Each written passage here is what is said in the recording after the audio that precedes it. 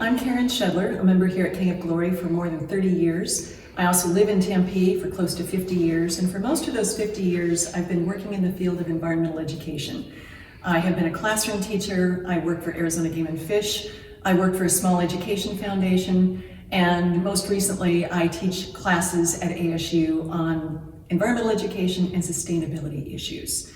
And KOG has been gracious to include Earth Day, and especially a note about Faith Climate Action Week, into this 50th anniversary of Earth Day. Before Earth Day 1970, Lake Erie was dead due to all the heavy industry that surrounded that beautiful Great Lake from Cleveland all the way into Pennsylvania, all the toxic sludge that was poured into their sewage, awful chemicals and pollutants. The Cuyahoga River flowing through Cleveland caught fire. That's destination was Lake Erie, and it didn't happen just once, it happened multiple times.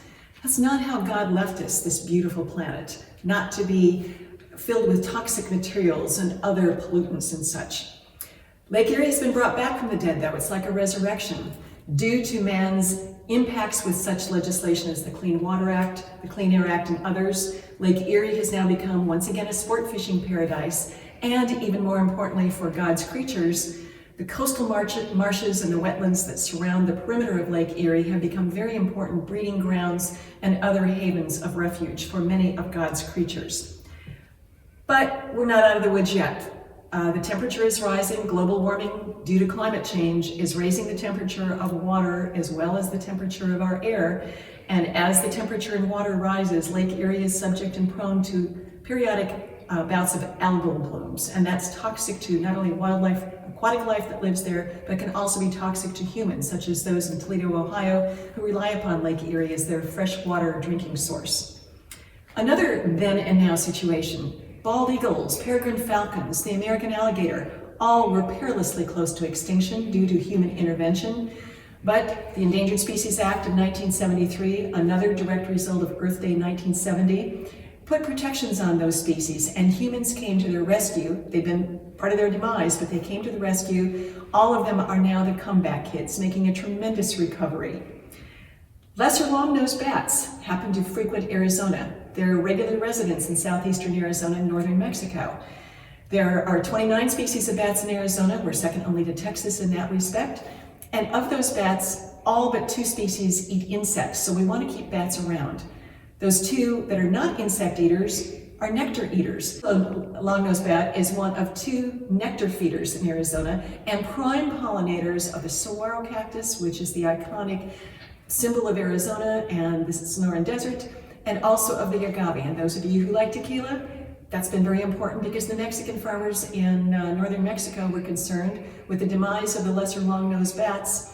Their agave were not being pollinated and their livelihood was in danger. So they mounted a concerted effort nationally with the United States and Mexico, and the lesser long-nosed bats are the first bat ever to be delisted, to be taken off the endangered species list. Hallelujah. Let's talk about the role of chemicals in our lives. Bald eagles and peregrine falcons and other raptors, as well as other creatures up the food chain, were negatively and seriously impacted by DDT. That was a wonder chemical because it killed lice, it killed all kinds of plant pests for farmers. But nobody was looking at the long-term consequences of it until Rachel Carson's book, The Silent Spring, was published in the 1960s. Earth Day 1970 brought that to full bear, and the EPA was created to deal with toxic chemicals, among others. Before Earth Day 1970, DDT, which had been a wonder chemical during World War II and subsequent years, turned out to be not the wonder drug or the wonder chemical that everybody thought it was. Yes, it was destroying lice and a lot of agricultural pests, but it lingers. It has a long shelf life in the soil and in our water, and it's still impacting us today, even though it has not been allowed to be produced in this country. 3 other countries around the world still use it. But you'd think it'd be out of our food supply.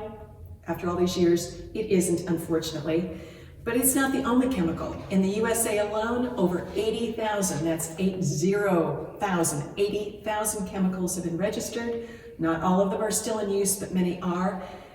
There hasn't been sufficient testing to know their long-term effects. Will they be equally as potent and as horrific to the environment as DDT? We don't know. there are two that are really of special concern. The Union of Concerned Scientists has been studying these extensively and have raised the alarm bells on glyphosate. Think Roundup. Glyphosate is the active ingredient in Roundup, which was touted back in the 1980s to be the next miracle chemical because it was going to be inert once it hit the ground. Well, that's turned out not to be the case. It is impossible to eat any conventionally grown cereal in the United States. That would be cornflakes, oatmeal, oat bran, etc.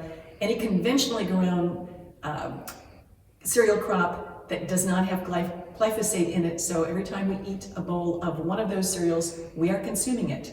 If you have to eat that, try organic, or at least check and see with the manufacturer and who packages the products, the safety levels of those. Another ingredient right now, ingredient chemical that is used is Chlorpyrifos, also showing equal potential toxicity, but it's still allowed to be used, so we have to be very, very careful. We're going to find these chemicals, take a look, read the ingredients in toys, in household products, in laundry detergents, in household cleaners. You would think cleaners that we use to make our houses clean and safe, well, some of them have ingredients that are not so clean and safe. Also check your toiletries and, ladies, your cosmetics, because many of those do have toxic chemicals in them. We need to be very, very careful about how we're using and what we're using these days. So a good news, bad situation we're dealing with as this is being filmed is the issue of the pandemic. We know how deadly it can be to humans, but what's it doing to our planet? Well, some interesting research is showing that there is upside as far as nature is concerned. If you've gone online to take a look at pictures of air pollution pre and post-pandemic in places like Delhi, India, Beijing, China, or even Los Angeles, California, you can see the difference. Now, we can't always see air pollution. A lot of those particulates are too tiny that they're not visible to the human eye, but you can see a quantum leap forward in terms of clean air because people are not out traveling and driving all those miles they would put in spewing carbon emissions out daily. Another area where the planet is taking a rest is noted through seismographs. Seismologists who measure such things as earthquake and tectonic plate activity and such are noting that the Earth is calmer now than it has been for decades. They attribute that to the fact that we humans are not out trampling nature, we're not out in our heavy vehicles and such. That's an interesting finding that we would not know without the use of technology. And one that I find particularly fascinating is the issue of wildlife at play. Rather than being restricted and finding all those human barriers, they have places to themselves. You can find photos of bears playing in Yosemite, coming down into the village and into the campgrounds where humans otherwise would be. We have found that wildlife in the United Kingdom is moving down from the mountaintop, a herd of wild goats moving into a little village because the people are all quarantined inside. Wildlife is having a field day with this. It's kind of what creation was all about for them. What can we do to honor the Earth during this Earth Week, during this time? And let's think about, are we humans the most invasive species of all? Well, we shouldn't be just using it one day out of the year or 1 week out of the year. Every day should be a special Earth Day for us, where we take time to honor God and honor this creation that's provided all these incredible service and products that give our lives the quality and meaning that they do. Calvin DeWitt, who is a scientist, but also very much a Christian and is co-founder of the Evangelical Environmental Network, has written a book called Song of a Scientist, The Harmony of a God-Soaked Creation. Isn't that a lovely title? In it, he reminds us of the earth-keeping principle. As the Lord keeps and sustains us, so we must keep and sustain our Lord's creation. Our behaviors should manifest themselves through our faith, and that should be an honor to creation, not a desecration of any part of God's creation. Our role here is to serve God by being his deputies here on earth, his hands, his feet, his actions. Martin Luther reminded us, God writes the gospel not in the Bible alone, but also on trees and in the flowers and clouds and stars. And George Washington Carver, the scientist, the peanut researcher, who was also very much a Christian and believer, I love to think of nature as an unlimited broadcasting station through which God speaks to us every hour, if we will only listen in. So are we listening to nature? How can we reconcile our environmentally destructive behaviors with God's expectations of our role as faith-based people? First, celebrate. Be aware that everything on earth should be celebrated. Yes, that includes mosquitoes and cockroaches. God gave them a very special role in nature as well. Take time to figure out what that is, and maybe we can be a little more tolerant of every species. Remember our role as people of faith. We're God's guests to this celebration. We're on the planet but with His loving guidance, but that doesn't mean that we cannot be responsible stewards for what He has bestowed upon us. Share our gifts. Every one of us has a special gift or talent, God-given, and He expects us to use it to His honor and glory, and that includes creation care. Be a responsible consumer. We know the 3 R's, reduce, reuse, recycle, but let's think outside that box. What about the idea of rethink? Do you really need that product or service? Think about all the ramifications that's going to have on the planet, from the natural resources used, to the packaging used and the natural resources that go into that, to all the transport getting it from source to our homes or to our eventual use. Think about another R, refuse. If it really isn't something that's going to bring you pleasure or is going to have an impact, negative impact on the planet, simply refuse to buy it or to use that service. What about the R of repurpose? Could there be a second or a third life of this garment or this product once I'm finished with it? And young ladies, I want to speak to you about fast fashion. I know that Forever 21, H&M, Zara, and others give you very cheap, very trendy fashions, but at what cost to the planet?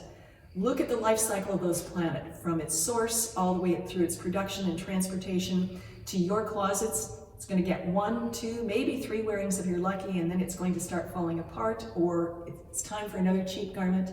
It's okay, you think, I'll give it to Goodwill or another thrift store. They can't sell it. It's baled, it's bundled, or it's burned.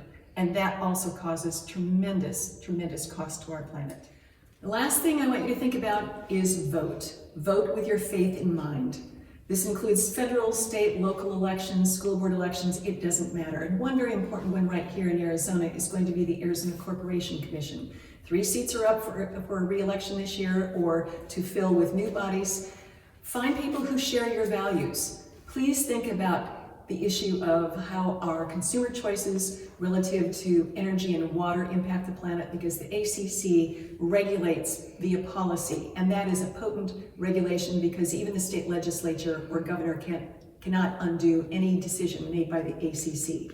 Please pay attention because the renewable energy standards will be coming up for a vote very shortly, and we want people there who are going to look to the future, specifically to mitigate Arizona's collective impact on climate change. This also happens to be recorded during Faith Climate Action Week, April 17th to 26th. I'm pledging to vote with my faith in mind. Here's the pledge. Feel free to join me if you would like. I pledge to vote with climate and creation in mind. I am pledging to be a faith climate voter to put love into action for every living creature and for every vulnerable community suffering the impacts of our changing climate, from sea rise to extreme heat, to devastating droughts, to raging wildfires, to supercharged storms. I believe our nation's elected leaders and public policy should reflect our shared values. By pledging to be a consistent voter and vote with climate in mind, I'm communicating the values of caring for God's creation and our children's future. Will you join me?